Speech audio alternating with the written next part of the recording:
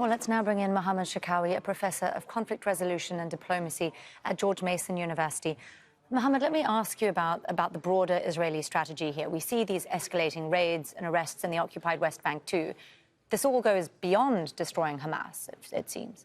Well, this is the grand strategy of Netanyahu from day one, which is depopulation of Gaza as long as he can. In other words, it's not the casualty, it's not the enemy perceived as Hamas, but more of how we can re-engineer the geopolitics of Hamas, of Gaza Strip. Therefore, he still believes that he can push some of these Palestinians towards Sinai, and maybe a number of them from the West Bank toward Jordan. So we are now going back to his original plan.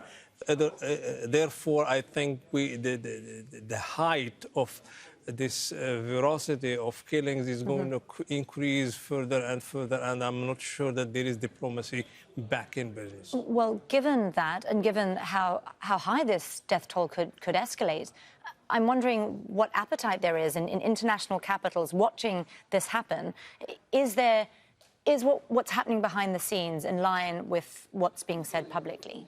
Well, look at the Qatari position. They were #1 driving force for a successful mediation and a prisoner hostage swap, which was successful to some extent. It could have been built on that. However, the Qataris are saying now they are still trying. However, they would like to have an international team to investigate in what's going on in Gaza.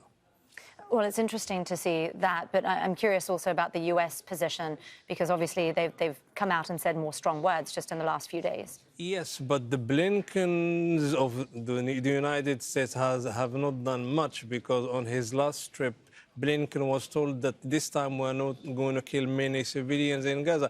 However, reality is different than words. Well, we'll see how that turns out in the coming days and weeks. Thank you, Mohammed Cherkaoui, for joining us again.